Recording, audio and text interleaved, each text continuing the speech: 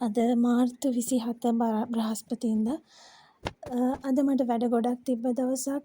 මගේ පොඩි පුතා අසනීප වුණ නිසා මට කිසිම වැඩක් අද දවසේ කරගන්න බැරුව ගියා. ඉතින් වැඩ ගොඩ ගහලා තිබ්බා. මම මේ රෑ වෙලා තමයි කාමරය අස් කරන්න ගත්තේ. අපේ නිදා ගන්න කාමරේ. ඉතින් හැමතැනම හැඩි වෙලා තිබ්බා. බිස්කට් කාලා දාපු තැන්වල. ඉතින් මේ හැම දෙයක්ම එකින් එක පිළිවෙල කරගන්න ගමන් තමයි ඉන්නේ. ඉතින් මං ඔයාලත් එක්ක දෙයක් බෙදා ගන්න හිතුවා. අපි අම්මලා විදිහට බොහොමයක් අලුත් අම්මලා අපි හිතනවා අපේ චූටි පැටව අපි ළඟට ආවම කොහොමද අපි මේ දේවල් හරියට බැලන්ස් කරගන්නේ, ගෙදර වැඩ දරුවන්ගේ වැඩ කොහොමද අපි කරගන්නේ කියලා. මටත් ඒක හිතුණා මුල් කාලේ. හැබැයි මම ඉගෙන ගත්ත දෙයක් තමයි අපි කරන වැඩේ, ගෙදර වැඩ හෝ වේවා, අපේ රාජකාරි වැඩ හෝ වේවා, ඒ ඕන දෙයක් අපි ආසාවෙන් කරනවා නම් ඒක අපිට මහන්සියක් දැනෙන්නේ නැහැ. අපි ඒක සතුටින් කරනවා නම් ඒක අපිට මහන්සියක් දැනෙන්නේ නැහැ. ඉතින් අපි අපේ දරුවෝ වෙනුවෙන් කොච්චර දේවල් කරනවද? අපි උයනවා.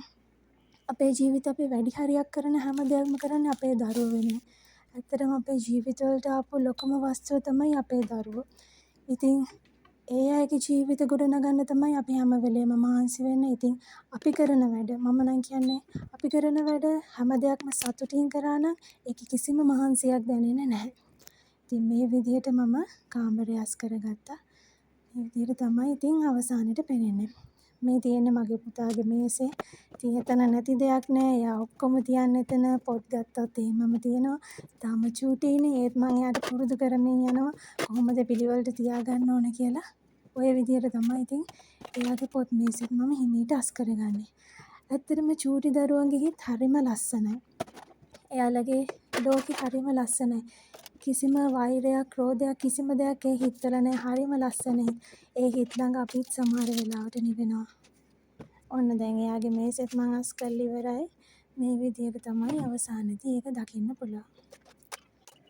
ඉතින් අපේ පුංචි පැටව හැමදාමත් මේ විදිහට ගෙවල් හැඩි කරලා කොල කෑලි හැමතැනම දාලා සෙල්ලම් බඩු හැමතැනම දාන්නේ නැහැ. ඒ කාලේ ටික කාලයක් විතරයි. එයාලගේ පුංචිම කාලේ විතරයි. ඉතින් එයාලත් දවසක ලොකු වෙනවා. එදාට අපිට අස් කරන්න දේවල් නැති වෙයි. හැබැයි ගොඩක් පාළු හිතේ. ඉතින් අපි දැන් කරන වැඩ කිසිම කරදරයක් නැතුව ආසාවෙන් කරමු. මේ තියෙන අවසානෙට මං අස් කරගත්ත මගේ කාමරේ.